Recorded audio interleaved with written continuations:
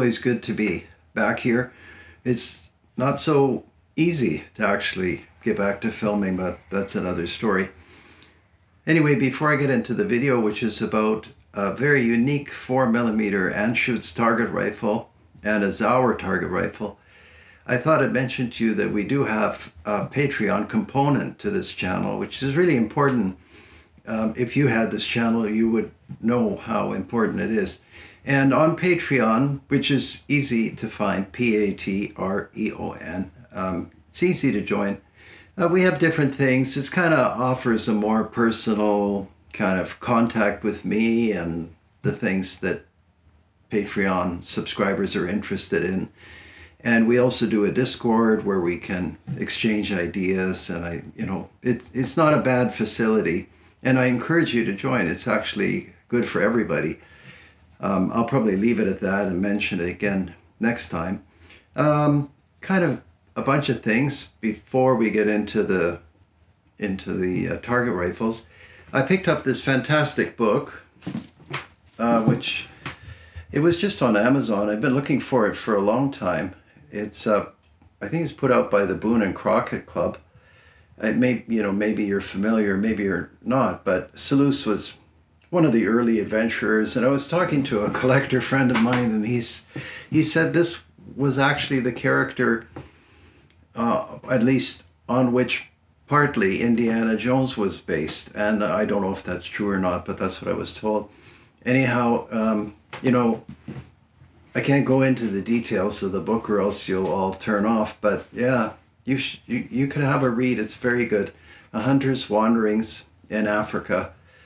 Just terrific. There's an illustration on the back which is kind of unforgettable, but maybe I'll get it next time. Anyway, I'll set that aside. And then what else did I want to show you? Well, let's start out with the ammunition for this ANSCHUTZ. What is it? Model 1807Z. Oh, but before I do that, I know what I wanted to say. I get so much correspondence now from around the world. I lost track of the number of countries that I get wonderful correspondence from. And a lot of young people have a lot of excellent questions. I wish I had like another lifetime to devote to that kind of thing. Of course I don't, but yeah, I mean, in these kinds of times, I was told when I was young, believe none of what you hear and half of what you see. And that's the best advice I can give you at this time. Like, none of what you hear is true, and half of what you see. This is pretty like damning statement, but you have to study everything and dig deep, because the surface appearance of things is not the way things are. Anyway, that's another subject. Getting back to the 4mm, yeah, let's look at this ammo. I wish I had my Staedtler pencil, but here's the 4mm ammunition. That's a 22 short. You all know these things. This is a 22 long rifle. I've got some boxes here on the side, but this is very good German stuff. Excellent. And then this is a 500 count of the 4mm ammo. I just set it here.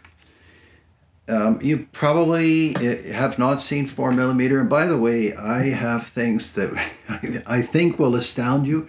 I thought I have seen most things as a collector, but recently, I don't know what's happening, but things are coming out of the woodwork. This is one of them. So 4mm rimfire. This is the long, again, made in Germany. What does that pellet, that round ball weigh? I don't know, I forget. I checked, 7 grains or 11 grains. It's very small, about 900 feet per second. And it's used in this rifle, like I said, 1807Z. This is a heavy unit. You can see, and you'll see a component of this video is filmed in the mountains.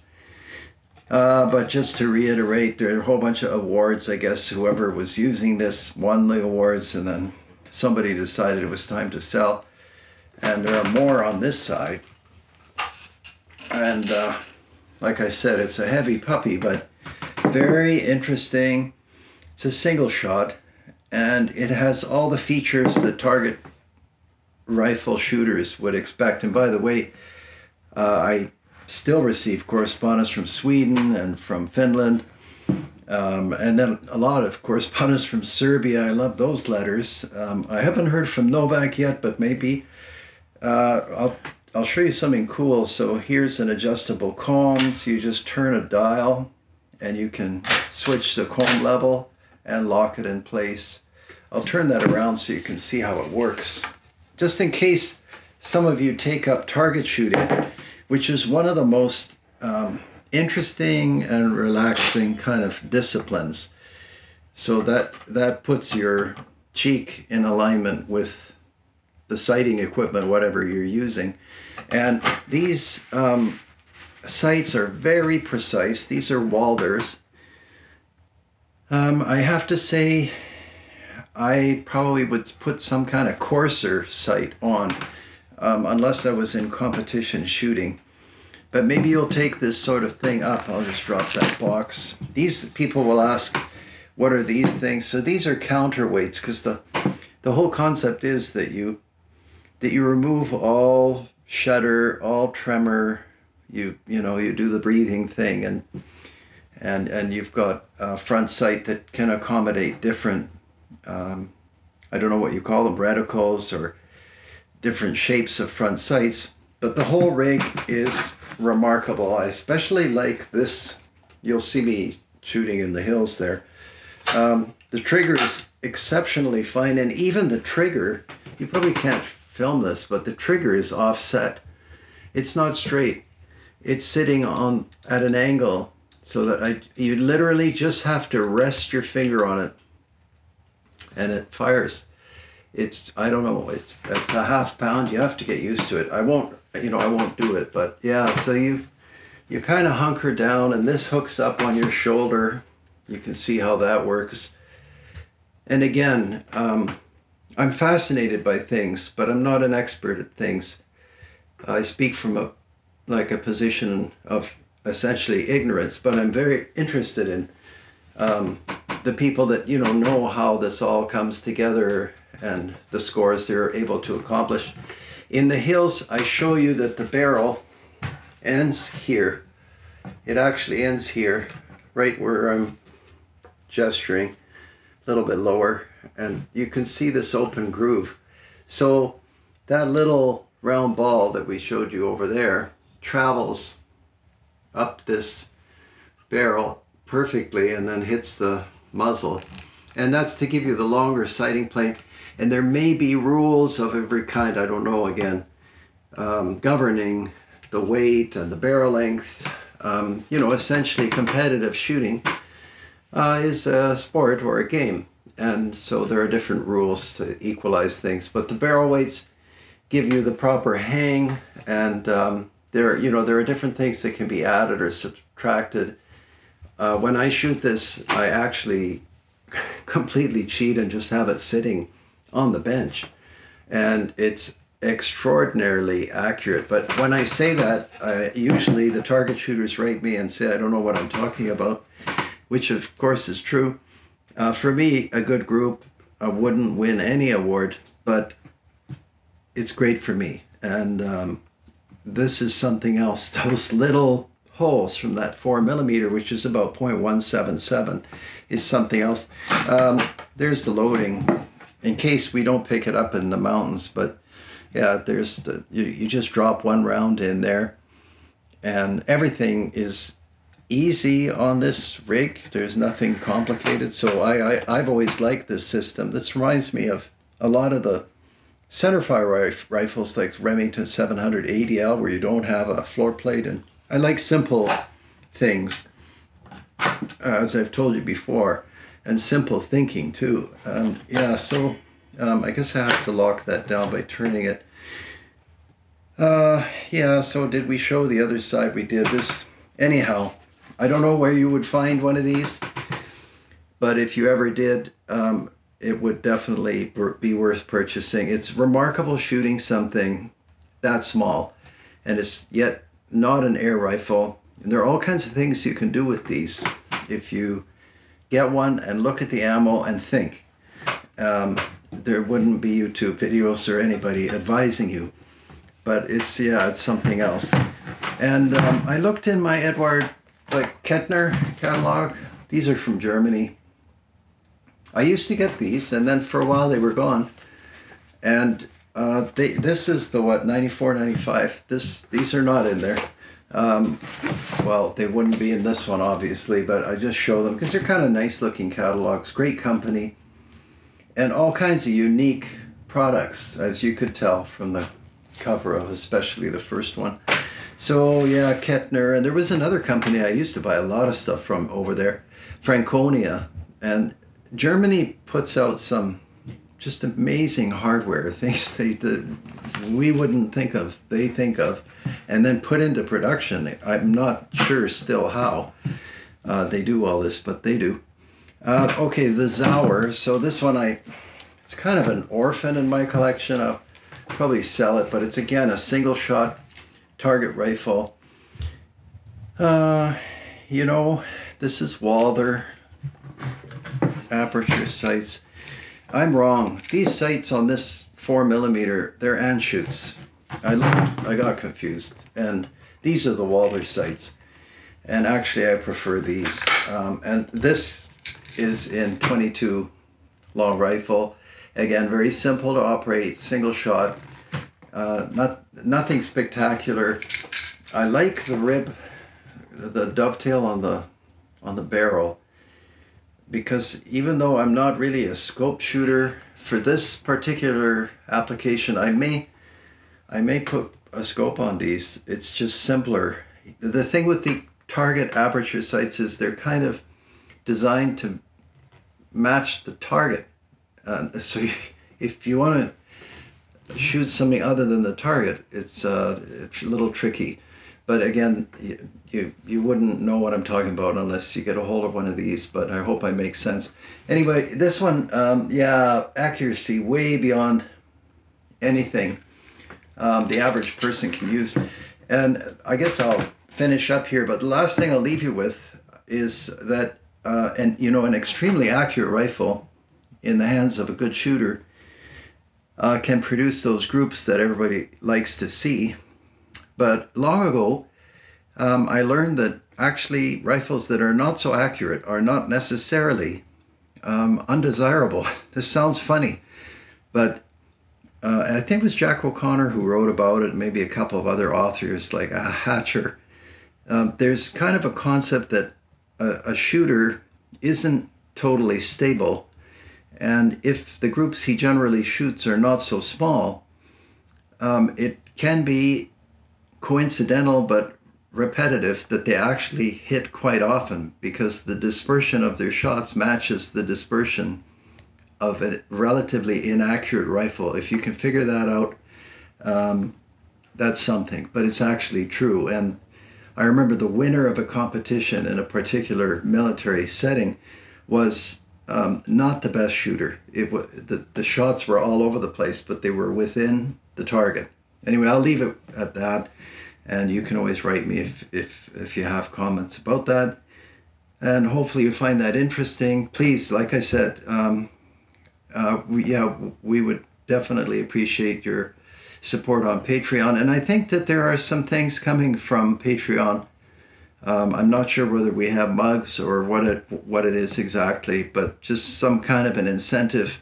I realize this is not the most entertaining channel. I didn't set out to make, you know, an entertaining channel. We don't have a laugh track, but I think that we can learn a lot together here, and I learn from you, and hopefully you learn from me. So I think we should keep it going, and if you can help in any way, it's very much appreciated. But we'll head into the mountains, and you'll see. I probably didn't take many shots. It was tough filming that day. And I again talk about the rifle, and I think you'll like that segment. Very, very unique. All right, thanks. Easily one of the most accurate and certainly unique rifles I've ever owned. I came across quite by chance. I was was looking at some dealers' listings online and noticed this rifle. I knew nothing about it, and I still don't know much about it. But I'll read to you what it says on the barrel. ANSCHUTZ match, model 1807Z, caliber 4mm long. And then on the receiver, JG ANSCHUTZ, West Germany. So that gives us an idea of when it was manufactured. So still West Germany. Front of the receiver ring, ANSCHUTZ. The aperture sights have, well, they're aperture front and rear, as you can see, and they're by ANSCHUTZ. I showed it to a few people, and they said this is a typical, well, Zimmer Stutzen, but also a rifle used in very specific types of matches in Germany. And I don't know the details of those matches. And I tried to punch it in, but I couldn't find. Now, I placed a cartridge for you on the magazine, the single shot magazine kind of rest. And you can see how small that is. What I'll do is I'll put something on Instagram and compare it to a 22. That's a very small round. The projectile is a ball, very small lead ball. Anyhow, that's really just the start of it. And then when I started looking at the rifle, first off, I fired it, and it seemed very loud, considering that it's probably just the primer compound that's moving the projectile. And I'll fire it now, and you'll see what I mean. It's not really noisy, but there's more happening than one thinks, and I'll show you what that is in a moment. So yeah, we close the action, and hopefully we'll hit that steel plate. It's, like I said, I used to shoot some targets, but you know, nothing like the pro shooters that write me. But we'll just hook this up here.